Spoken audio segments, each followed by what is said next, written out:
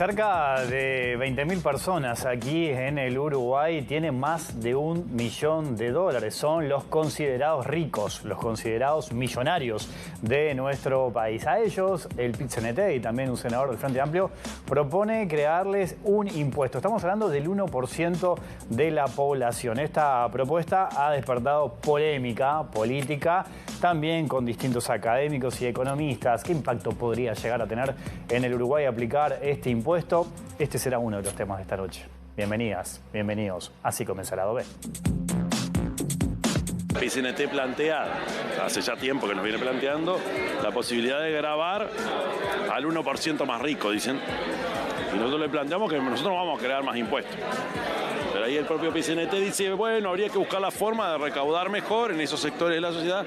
Nosotros, por ahora, no estamos pensando en nuestro mensaje presupuestal ningún recargo. Lo cierto es que existe evidencia, digamos, que una contribución de este tipo no traería una afectación negativa, digamos, en la inversión, que también es un aspecto importante para generar trabajo y que podría, digamos, dar una mano bastante importante en... La propuesta del PIT-CNT sostiene que hay evidencia contundente en relación a la posibilidad de utilizar este instrumento. Yo me permito decir que no conozco esa evidencia, posiblemente tenga que conocerla y entenderla, pero mi a priori, mi aproximación a estos temas es que la forma en la que uno resuelve problemas en materia de distribución de ingresos, en materia de desigualdad, tiene que ver esencialmente con política de gasto y que no es la política tributaria la que esto resuelve.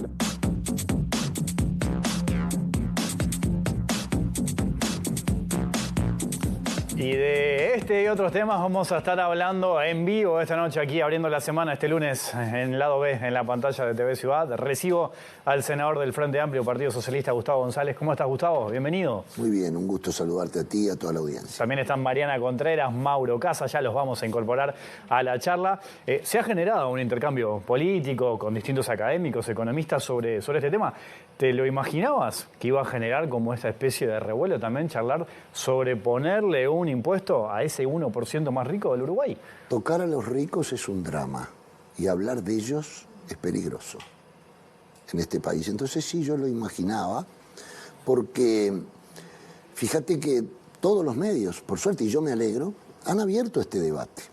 Inclusive el otro día hablaba con un académico muy importante de este país y me decía, bueno, mira, a los pobres se les ha estudiado de todo punto de vista, de todos los ángulos, pero a los ricos cuesta estudiarlos. Bueno, entonces ahora yo creo que esto habría un debate muy interesante en la sociedad, que importa, y que yo quisiera contextualizar cómo llega esto, ¿no? Porque el primero en haber lanzado esta idea fue el PIT-CNT. Yo fui al acto del 1 de mayo, como mucha gente, escuché, me gustó la idea, pensarlo, y en un programa televisivo escuché a Mauricio da Rosa, el economista. Lo llamé a Mauri y le dije, che, podemos hablar, explicarme, ¿no? Porque esto de que los senadores o los diputados son todólogos es mentira. Uno tiene que nutrirse de gente que tiene expertise en determinados temas. Y bueno, ahí me explicó y me convencí de que es importante. Luego comencé a hurgar en distintos documentos y demás, y me siguió interesando mucho la idea hasta que lancé la idea que no precisamente, el tema esto de gravar un impuesto al 1%, luego se fue moldeando de otra manera. Es decir, porque, por ejemplo, Gustavo Viñales, que es un gran economista a mi juicio, él plantea, bueno, no es necesario, me dijo Gustavo, afectar un nuevo impuesto. No estamos hablando de un nuevo impuesto. De repente, en el impuesto al patrimonio, afectamos a ese 1% más, ¿no? Bueno, luego me llevó a ver que este tema está discutiéndose en el mundo. Esto es importante. Por ejemplo, el G20, en noviembre del 24, discutió esto, ¿no? Es decir, bueno, ¿qué vamos a hacer con la desigualdad? ¿Qué va a aportar los multimillonarios del mundo, los millonarios del mundo? Y bueno, hay países que ya han empezado a incursionar en ese tipo de cosas en forma muy importante. Por lo tanto, esto que algunos ya los erizó porque estas ideas son comunistas o son socialistas, que se queden tranquilos.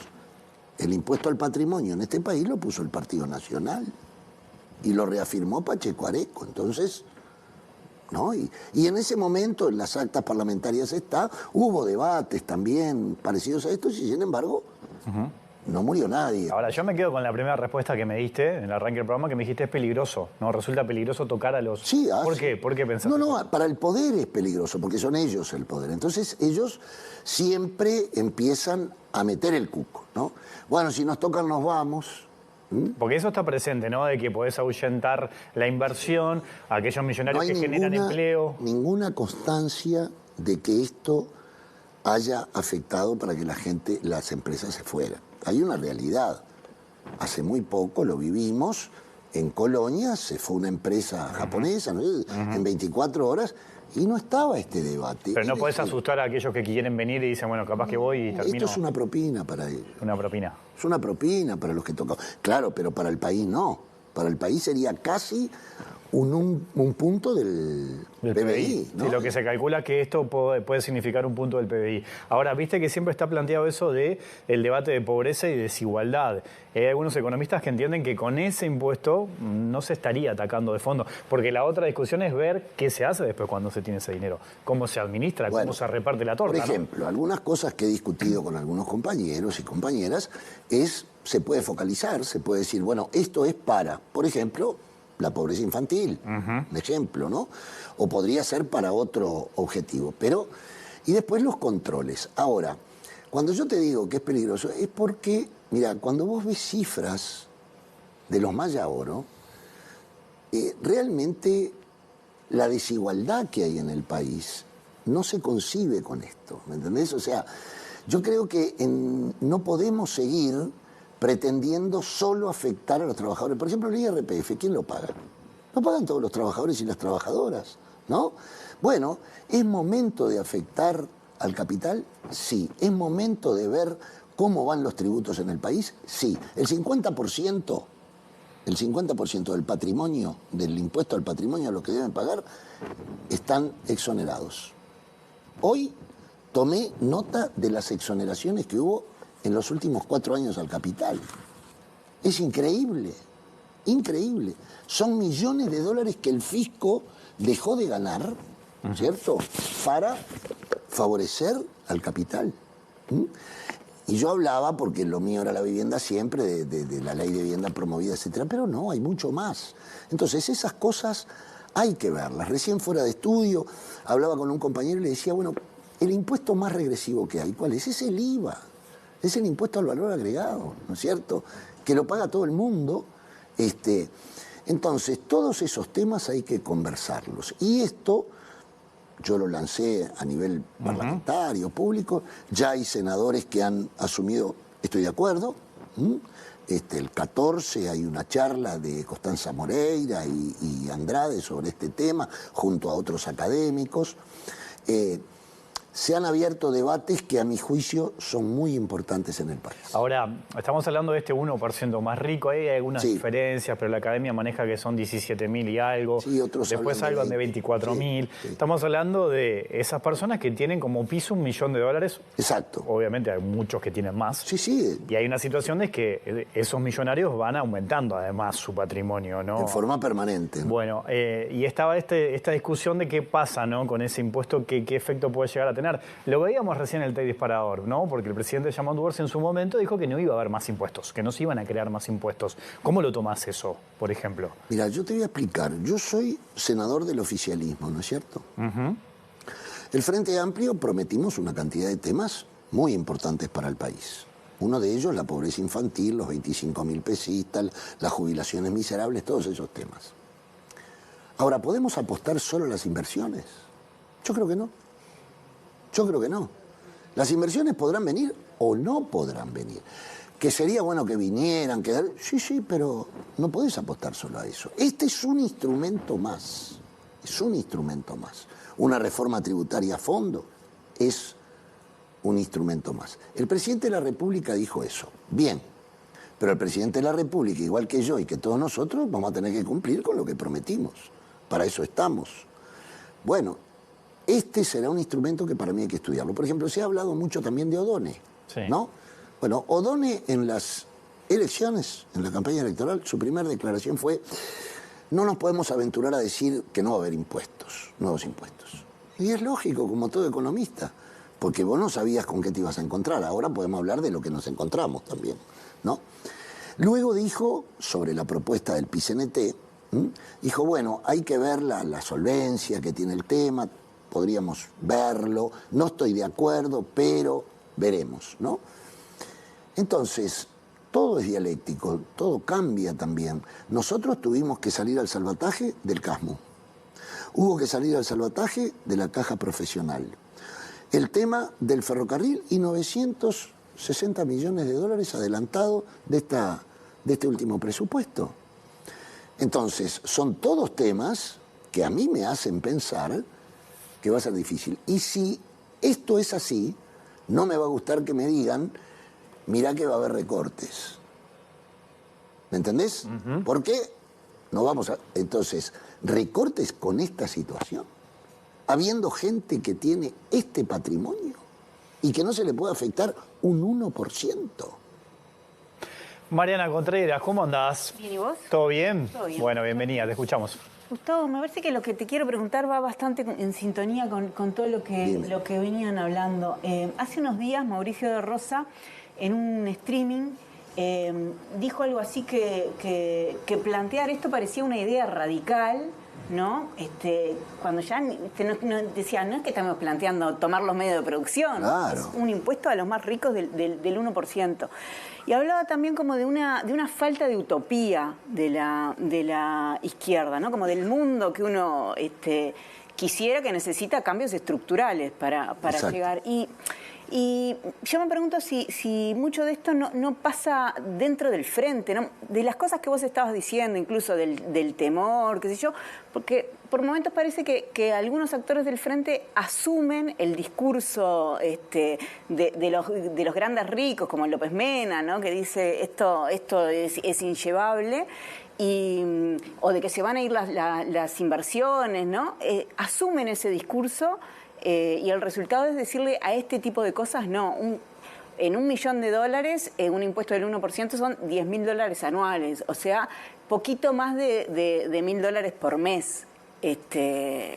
Entonces, o menos. Menos. Menos de $10.000 por mes. Entonces, no parece, en un patrimonio de $1 millón, no parece un problema grave. ¿No hay algo de eso en el frente? Hay algo de eso en el mundo de las ideas. Pero en las ideas de izquierda... Hay un reflujo de las ideas de izquierda.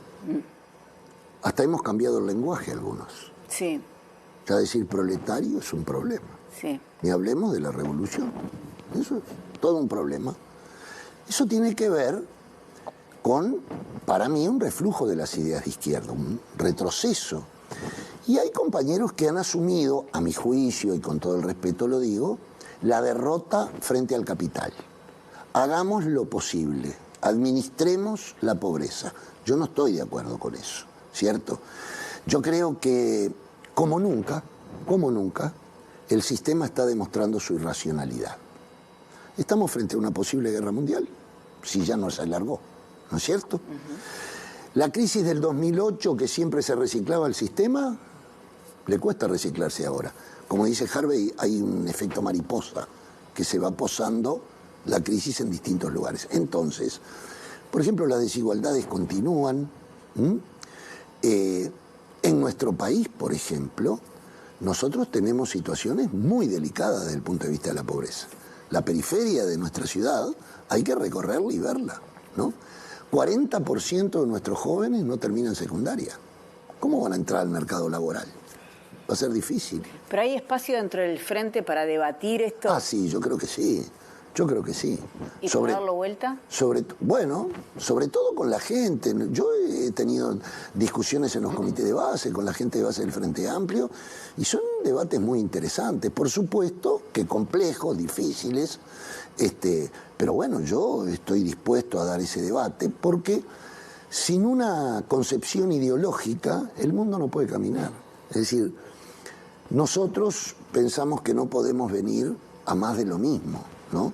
Por algo queremos cambiar. Nosotros dijimos que veníamos a cambiar. Bueno, para cambiar, tú lo dijiste, sin tocar las estructuras va a ser difícil. Va a ser difícil. Y yo no estoy planteando un cambio radical en 24 horas, ni nada que se le parezca. Pero sí creo que hay que ir tomando la ofensiva en algunos temas. Y bueno, que sea el tiempo del pelotón de rezagados. Ya los Maya Oro tuvieron un tiempo terrible. Mauro Casa, ¿cómo andás? Ando fenómeno. ¿Todo bien? La verdad que sí, muy bien. Bueno, me alegro mucho. Estábamos charlando con Gustavo también antes de entrar al programa. Yo le decía que me parecía muy importante que una discusión así en agenda, ¿no? Porque generalmente a veces nos manejamos en la política uruguaya como con ciertas vacas sagradas o ciertas verdades consabidas que muchas veces, por muchas veces repetidas, terminan siendo como un mantra, ¿no? Esa idea de el Uruguay no aguanta más impuestos, ¿no? O el Uruguay no puede... Entonces se clausuran discusiones que son importantes, que en definitiva son las sustantivas de la política, y bueno, dedicamos muchas veces mucho tiempo en discutir cosas tan menores cuando, por suerte, hay posibilidad de hablar de cuestiones así de fondo, ¿no? Y para hablar de este tema, que es bien relevante, primero, se me ocurrían dos cosas, ¿no? Por un lado, ustedes lo mencionaron al pasar, tú decías, Gustavo, todos los compromisos que el Frente Amplio asumió en campaña electoral, ¿no? Los compromisos respecto a... que todos ellos implican aumento de gasto, ¿no? Hay muy poco de los compromisos que uno pueda ver si uno ve los fundamentales que sean inocuos en materia presupuestal. Todos ellos son aumento de gasto, ¿no? Abatir la pobreza infantil, contratar el número de policías que se quiere contratar, instalar las cámaras de seguridad que se quieren instalar, mejorar el sistema de centros CAIF, habilitar cupos para la primera infancia. Todos los temas que nos podemos imaginar son temas que requieren de aumento presupuestal. Por lo tanto, primero preguntarle al senador si no hay también una responsabilidad de los partidos políticos a la hora de prometer o de comprometerse y a la vez decir que no van a aumentar los impuestos. Porque el presidente Orsi lo dijo eso también en campaña. Entonces, a mí no puedo no señalar que eso es un problema de las campañas electorales, ¿no? Cuando tenemos políticos que dicen que pueden hacer un montón de cosas sin aumentar impuestos. Bueno, yo cuando escucho eso en una campaña electoral, yo sé que eso no es así, sé que no se puede. O sea, tengo clarísimo que no se puede hacer todo esto y no aumentar impuestos. Ahora, un candidato a la presidencia lo dice y lo sostiene, y lo sostiene, y lo sostiene, y bueno, y después llegan los gobiernos y una de las dos cosas pasa, o aumenta los impuestos o no hace todo eso. Entonces, eso es como una primera interrogante, ¿no? ¿Cómo se puede resolver esa cuadratura, ¿no? O si no, habría que tener otro sinceramiento a la hora de las campañas electorales y decirle a la gente, sí, yo quiero hacer todo eso y para eso, bueno, a alguien voy a tener que tocar. Bueno, yo creo, te voy a decir, yo creo que Orsi es un hombre de equipo, ¿eh?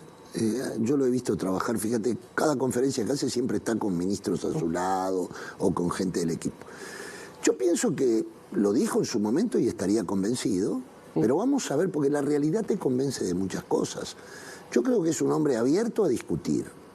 Por supuesto que se verá en su momento, pero lo que tú decís, lo que yo dije, es el eje del problema. Nosotros vinimos a plantear determinadas cosas. Y decíamos, sabremos cumplir. Hay que cumplir. Y para cumplir, vamos a necesitar no solo dinero, pero el dinero es clave. Yo quería dar dos datos a verse este problema. Venís con los deberes hechos. Sí, Creo que tenés marcado ahí con flúor y todo. Con flúor, sí. A ver. Un dato que importa es que los depósitos en el exterior alcanzan los 62.000 millones de dólares. De uruguayos, 62.000 millones de dólares. Y más o menos 25.000 personas acumulan el 40% de la riqueza nacional. Ahora les voy a decir el tiempo de los Maya Oro. En los últimos 5 años, por ejemplo, se registró un valor exportador de bienes del 27% superior al periodo 2015-2019. Pasando de un promedio anual de 8.943 millones de dólares a 11.396. Este incremento, junto a una mayor entrada del capital extranjero, se vio acompañado por una expansión significativa de exoneraciones fiscales entre el 2019 y el 2024. Las exoneraciones del impuesto a las rentas de las actividades económicas pasaron de 643 millones a 1.186. Y las del impuesto al patrimonio de 622 a 1.137 millones. Vergüenza nacional. y esto lo dice la Universidad de la República. La Universidad de la República, no me lo mandó el espíritu de Lenin. No. Bueno, frente a esta realidad que nos golpea, vamos a tener problemas en afectar al 1%. Ahora, más allá de esa pregunta que vos haces, que es válida, hay opiniones que no están de acuerdo con bueno, está bien. Que incluso dentro del sistema político. Sí, pero yo no niego, porque a mí me parece que esto fortalece a la democracia y al debate. Bueno, pero por ejemplo, recién Mariana en su pregunta abrió una puerta muy interesante, que es la del campo ideológico, ¿no? Yo escuché algunas voces que quizás con un tono despectivo decían que esto era una discusión netamente ideológica, como si eso fuera algo malo. Pero ¿cómo tomás eso vos? Porque evidentemente que la ideología atraviesa esta discusión. No, es netamente ideológico. Bueno, pero viste que te tiran con esa mochila a decir, esto es ideológico. Bueno, pero por eso te digo, hay esos temores, hasta las palabras, como yo decía, pero esto es netamente ideológico. Poner o no poner, sacar o no sacar, a quién poner, es todo ideológico. Y lo otro más interesante es que esas diferencias en la izquierda están. Sí, claro, pero vos fíjate, acá me nombraron a este empresario, ¿cómo es ¿López Mena? López Mena. Dijo, que salió a criticar esto. Sí, una idea obsoleta, dijo. Que se dedique a los aviones, López Mena. A los aviones que se dedique. A los barcos que se dedique. Bueno, lo de él es los barcos, ¿no? Sí, bueno, pero también tuvo que ver, creo, con la aeronáutica. No con esto. Y decir obsoleto es descalificar al conjunto de la central de trabajadores. ¿Me entendés? Mariana, vuelvo contigo. Sí, vamos a seguir hablando de ideología y de plata. Porque ahí va. Vos conocés mucho del tema de vivienda. Y el plan de vivienda promovida es un plan por el cual el Estado hace una resignación fiscal grande para que la gente que no puede acceder a una vivienda pagando o pidiendo un préstamo y pagando el préstamo, acceda a la vivienda. Eso no sucede. Leía el otro día, el 84% de la gente que ha comprado vivienda a través del programa de vivienda promovida son inversores, incluso extranjeros, argentinos. Vienen y compran su vivienda para alquilar o para hacer especulación. Y no movió la aguja del déficit habitacional. Entonces, el Frente Amplio en este gobierno va a hacer algo porque si va a resignar plata, ¿no?, de impuestos, ¿no sería bueno que esa resignación cumpla con el objetivo primero del programa, que es que la gente consiga su vivienda para habitarla y no para especular o para... En el programa, dos cosas, ¿no? Primero, escuché declaraciones muy interesantes de Dicandia. Bueno, Dicandia confirma lo que estoy diciendo. ¿Qué dijo? Que encontró, si mal no recuerdo, quiero ser bastante fiel a lo que escuché o leí, que vio viviendas con piscinas con la ley de vivienda promovida y que esto no puede ser. $200.000 recién. Ahí está, que esto no puede ser, bla, bla, bla. Yo, por ejemplo, tengo las dudas hasta si el mono ambiente es constitucional. Tengo dudas y lo estoy estudiando. Déjame citar que fue declaraciones en Palabras Cruzadas en Radio Sarandí. Bien. Un precioso programa, aparte, dicho sea de paso. Tiene días que tiene una audiencia bárbara. Eso dicen. Bueno, y lo dijo. Y yo creo que sí, que hay que revisarla, obviamente. Ahí están parte de las exoneraciones que yo decía, ¿no? Es decir, yo creo que todas las exoneraciones. Y eso en el programa del FA está. Pero la van a revisar, y si no la van a revisar, ¿qué van a hacer para que la gente que no accede a vivienda pueda acceder? Bueno, lo primero que dice el programa del FA es que hay que duplicar la partida presupuestaria, que no es nada del otro mundo, es duplicarla. Lo segundo, hay que exonerar del IVA, porque esta gente está exonerada de todo. Exonerar del IVA, por ejemplo, a todas las cooperativas de ahorro previo, de ayuda mutua, etc. Eso es el primer paso que hay que dar. Y la ley de vivienda promovida hay que revisarla. Va a pasar lo mismo. Te va a decir, si parás la ley de vivienda promovida, el capital de la construcción se va. Eso no es cierto, porque el Estado puede seguir construyendo y no va a ser solo la cooperativa de vivienda de ayuda mutua, también las empresas pueden construir con el Estado, ¿no? Y se puede construir direccionando distinta la vivienda, no como se hizo acá. Esto terminó en el mercado. La intención pudo haber sido buena, sí, pudo haber sido buena, pero no es solo con voluntad que uno hace las cosas. Lo real es que esto ha sido un inmenso negocio para la industria de la construcción, que por supuesto te van a decir que dio mucha mano de obra, ¿no? Claro, te lo van a decir, pero para el déficit habitacional, cero. Pasa que cada vez que se comete un error de esto, después siempre es difícil volver atrás porque ¿sí? Te dicen esto, ¿no? Beneficia a mucha gente, dinamiza la construcción, dinamiza esto, el otro, lo más allá, y no te sacan... ¿Sabés lo que a mí me anima? ¿Sabés lo que me anima sobre esto que tú estás colocando y estamos hablando? Cuando la gente millonaria empieza a decir, como la sobrina de Rockefeller, por favor, no tengo ningún problema en que me pongan un impuesto, es porque están preocupados, porque estamos frente a una posible crisis civilizatoria. No van a alcanzar las rejas en este país, si sigue habiendo la pobreza que hay, dentro de 10 años. Aquella hermosa canción, ¿se acuerdan de Disculpe Señor, de Joan Manuel Serrat? Bueno, va a pasar eso. Porque esto, si seguimos polarizando esta situación de extrema pobreza y demás, bueno, no, ellos ya están muy preocupados. Mauro, vuelvo Entonces, contigo. hay que meter el acelerador en eso. Sí, cortito, pero volver al instrumento, ¿no? A la propuesta, al instrumento de modificar o hacer una modificación en el impuesto al patrimonio. También usted lo aclaraba, no es la creación de un nuevo impuesto, ¿no? Es la modificación dentro de un impuesto ya existente. Supongo que también se va a ir por el lado de revisar exoneraciones y de alguna manera focalizar dentro de ese impuesto para llegar al 1% más rico. El impuesto al patrimonio lo paga mucho más gente, no solamente es 1%.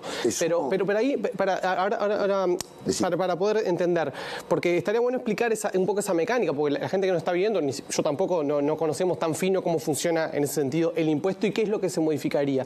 Y agregarle a eso, si nos lo puede explicar, qué pasa con justamente lo que decíamos de las inversiones, no en el sentido de que esto vaya a ahuyentar inversiones o no, sino el hecho de que en el Uruguay las inversiones importantes están todas exoneradas, digamos, de este impuesto y de tantos otros. Por lo tanto, es un impuesto que va hacia la persona física y no hacia la persona jurídica y a las empresas. Por lo cual sería como, sí, hacer el foco en lo que usted decía, estos 20.000 personas en Uruguay que tienen mucha plata. Está bien ahora, pero el gran capital es el capital de las empresas, que no es el que está afectado. Pero varios de ellos son los que tienen. Son dueños, sí, pero te metes con el patrimonio de la persona y no con lo que las empresas o las enormes empresas multinacionales... No sé, explíquelo usted que lo va a explicar. Hay que revisar todo el impuesto al patrimonio, juicio, que es un trabajal. Lo otro que te voy a decir, que parece, y lo dijo Odone, creo, van a ir 360 millones de dólares por año a la futura ley de presupuesto por esta afectación que hay a las multinacionales en el mundo. No sé si... Claro, el impuesto global a los grandes capitales. Bueno, ese es un impuesto global. Y se va ahí. Que por supuesto ya Trump dijo que está en contra y que no toquen a las empresas de ellos y todo eso. Pero bueno, salió eso. Y eso fue un debate, creo que fue Lula el primero que lo tiró a nivel internacional, etc. Entonces, esto yo no me parece lo mejor generar un nuevo impuesto. Hasta por un problema de carpintería económica, me lo explicaban los economistas. Y Viñales lo tiene clarísimo. Dice que hay que desbrozar el impuesto al patrimonio y ver ese 1%. ¿Se generarían franjas, senador, dentro del impuesto al patrimonio? Seguramente sí. La carpintería la van a hacer los compañeros, ¿no? Economistas que lo están estudiando, lo están viendo. Porque yo también lo que quiero es discutirlo en la bancada del Frente Amplio esto. Primero ganar más voluntades, ¿no? Y discutirlo a fondo en la bancada, porque sería muy importante que la bancada Frente Amplista discutiera esto, pudiéramos llegar a algún acuerdo y hablemos con el Poder Ejecutivo sobre todos estos temas. Me parece que es clave. Y digo también abrir este debate a nivel popular, ¿no? Que los sindicatos empiecen a discutir, las cooperativas, los comités de base, todo el mundo. Pero está claro que es a personas sí, es al patrimonio. Ricas, sí. No a empresas. No es. Ni a los dividendos de esas empresas, ni a las ganancias de esas empresas, ni a las inversiones. Es a personas que tienen dinero. Perfecto. ¿Está bien? Sí, entendí, gracias. Senador Gustavo González, gracias por tu visita, participación esta noche aquí en la OB. Gracias a ustedes. Sigamos discutiendo. Sigamos discutiendo. Hacemos una pequeña pausa y ya seguimos. Hay más aquí en la pantalla de televisión. Bueno.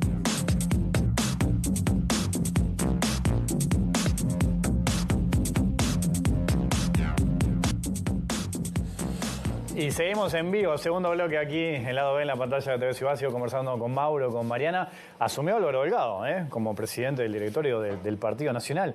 ¿Qué se puede esperar de Delgado, Mauro, allí en ese lugar? Bueno, de Delgado en particular, básicamente lealtad, ¿no? Lealtad absoluta hacia el líder político, que es Lacalle Pou. Me parece que es la principal razón por la cual, Lacalle Pou dormía más tranquilo, sabiendo que Delgado ocupaba esa posición, que si hubiese sido algún otro blanco que quizá pudiera eventualmente, con muchos condicionales, animarse en algún momento a desafiar ese liderazgo, ¿no? Con Delgado en esa posición, como en otros momentos de la historia política del Uruguay, como hizo Valle Ordóñez al principio del siglo XX y quedó Williman a la presidencia y Valle Ordóñez se fue de viaje, tranquilo de que le estaban cuidando los muebles. En el caso de Delgado es parecido. Pero a mí lo que me interesaba de este cambio en el liderazgo del directorio del Partido Nacional es lo que significa para el sistema político en su conjunto y lo que puede significar para la conversación, el debate político con el gobierno, con el Frente Amplio, ¿no? Porque hemos hablado mucho en el programa de que desde que asumió el gobierno se ha encontrado con una oposición cerril, usando palabras de Manini y Ríos, ¿no? Sobre todo en blancos y colorados, ¿no? Una oposición que muchas veces hemos dicho en tono de campaña, de campaña permanente y no dispuesta prácticamente a negociar casi que nada de la agenda del gobierno. Yo creo que esa realidad que veíamos viendo tenía que ver también con que el principal partido de la oposición, que es el Partido Nacional, estaba en una disputa todavía interna de liderazgo. Quizá ahora, y esto sí a modo de interrogante, está más dado el ambiente, más propicio para que bajo la conducción de Delgado se acalmen un poco las aguas en el Partido Nacional, ya no está esta competencia abierta y empecemos a encontrar un talante un poco más negociador en el Partido Nacional para con el Frente Amplio. Sobre todo porque cuando blancos y colorados se quejan de que Cabildo Abierto tiene la llave de gobierno y que Cabildo Abierto negocia con el Frente, etcétera, yo antes de venir para acá pensaba, claro, sí, Cabildo Abierto tiene una llave que se la están dando blancos y colorados, ¿no? Porque el día que los blancos y colorados se pongan a negociar con el Frente Amplio, Cabildo Abierto no tiene más la llave. La llave la pasan a tener muchos. Hoy Cabildo Abierto tiene la llave porque es el único que está dispuesto a sentarse a hablar. Entonces, si vos estás dispuesto y tenés los 2 votos que faltan, tus 2 votos se cotizan mucho. Ahora, si más gente empieza a estar dispuesta a conversar y a negociar, esa cotización de tus votos cae en el mercado, ¿no? Es un buen punto porque hoy queda como ahí en el centro de la discusión Cabildo, lo que hace Cabildo, pero es esto que vos decís, si los colorados quisieran hacer lo mismo, exacto. les ¿Y saca los blancos? Protagonismo. Exacto. Y si, cualquier otro que diga, che, mirá que yo también me puedo sentar a charlar y a negociar y a ver política pública y capaz corre esto un poquito para allá, yo un poquito para acá y vemos cómo nos acomodamos. Bueno, hacer política, ese gran poder que todos hoy le están endilgando a Cabildo Abierto de manera más o menos espuria, no puedo decir que eso esté bien o está mal, pero eso se lo dan los demás. O sea, los demás lo dejan en esa posición de ser la llave del Parlamento. Entonces me parece que con este cambio de Delgado al frente del Partido Nacional, quizá los blancos digan, che, capaz que nos conviene más no dejarle la llave al socio minoritario, quizá nosotros la llave de negociar con el gobierno. Pero por eso el otro día entrevistamos a Manini, ¿no? Sí. Y también le permite a Manini y a Cabildo tener un cierto protagonismo Totalmente. en un momento en el que Cabildo está bastante flojo, quiero decir, en representación parlamentaria, ya no tiene senadores, tiene solo 2 diputados, y esto le está dando un protagonismo que puede tomarlo Manini para decir, che, mirá, yo fui un actor importante en el gobierno de Frente Amplio, en la próxima elección, bueno, exacto, estoy acá, ¿no? Puedo llegar a jugar. Y ahí es un poco esa lectura que vos decís. ¿Hasta qué punto blancos y colorados le permiten a Cabildo decir, bueno, este es tu lugar, ¿no? Es que aparte, la estrategia de enojarse con Cabildo Abierto mucho sentido no tiene, ¿no? Porque Cabildo ya dijo, yo no formo parte de ninguna coalición, no hay coalición en la oposición, cada partido atiende su juego. Entonces, blancos y colorados van a estar 5 años indignándose cada vez que Cabildo Abierto resuelva votar algo que negoció con el Frente Amplio. Bueno, pueden cambiar de estrategia, es decir, vamos a ponernos todos a disposición, no de cogobernar ni de hacer lo que el gobierno quiera, pero sí de ser una oposición con la cual se pueda intercambiar y encontrar caminos de política pública, bueno, que estén a mitad de camino entre unos y otros. Claro. ¿Sí? Sí. Hay que ver también qué postura tienen con la ley de presupuesto ahora, ¿no? Hay que ver qué pasa ahí con la negociación. Porque bueno, ahí Cabildo va a tratar de jugar sus fichas, sus temas. Ya hubo esa polémica de qué pasaba con esto de los deudores, ¿no? Sí. Esto que presentó el Frente Amplio, que fue una bandera que Cabildo Abierto también levantó en el periodo pasado. Es un año clave en ese sentido, ¿no? Es fundamental todo lo que puede llegar a pasar en este segundo semestre, además, ¿no? Y ahí te puedes preguntar eso. ¿El Partido Nacional le va a regalar a Cabildo Abierto el protagonismo de lo político de los próximos meses de ser justamente la llave de la próxima ley de presupuesto cuando tiene la posibilidad de, bueno, de pararse diferente y de tener otra posibilidad de incidir? Porque negociar también es incidir. Negociar no es hacer lo que quiere el gobierno. Bueno, es encontrar caminos para poder incidir y que la política pública vaya a un lugar a donde a vos te parezca más potable. Si vos te parás de un lugar reactivo, no incidís, bueno, va para otro lado la política, ¿no? Sí, y está eso que también siempre hablamos, ¿no? Hasta qué punto vos tenés que medir lo que piensa la gente, ¿no? Si te ve que estás todo el tiempo claro, en contra, o si en este caso colaborás lográs para que salga la ley de presupuesto, esa simpatía que podés generar o antipatía de decir me opongo a todo lo que el gobierno plantea en este caso. Sobre todo en un primer año de gobierno, ¿no? Sí. Y como vos bien decías, el protagonismo que ha tomado Cabildo Abierto ha sido por eso, ¿no? Porque, bueno, nunca un diputado en singular como Parroni ha tenido la visibilidad que está teniendo en este periodo. No, con esto que vos decías, ¿no? Algunos tienen que medir esto de hasta dónde puedo ser oposición furiosa y qué sé yo, y el Frente después lo que tiene que medir es hasta dónde cede y qué cosas cede, ¿no? Porque Cabildo Abierto, leía hoy, te habla del tema de las deudas, por ejemplo, ¿no? Pero también te habla de la política de drogas, también te habla como de cosas que le interesa poner sobre la mesa para negociar, la política de drogas. El tema de los viejitos presos, ¿no? Entonces, demandas de ese tipo van a venir de Cabildo, pero de los blancos, o sea, mientras más negociadores quieras ver, más tenés que negociar y más que corre el riesgo de ir desflecándose, ¿no? Sí, ahí hay temas, es verdad, que maneja la agenda de Cabildo que chocan. Claro, pero es evidente que hay temas que para el Frente Amplio son barreras, digamos. El Frente Amplio no le va a intercambiar a Cabildo votos de presupuesto a favor de la libertad anticipada, la prisión domiciliaria para los represores. Eso no va a pasar. No pasó en el periodo pasado, cuando la coalición tenía mayoría y no lo pudieron sacar adelante, no va a pasar ahora. Pero sí, en algunos otros temas vas a tener que encontrar en dónde negociar. Pero es más fácil para el Frente Amplio tener un socio chiquito con el cual negociar mano a mano que otro bloque. Claro, otro bloque. Se me terminó el tiempo, lamentablemente. Bueno. La seguimos otro momento, ¿les parece? Gracias, Mauro, Mariana. Gracias. Chau. Volvemos mañana a las 20, Que pasen bien. Chau.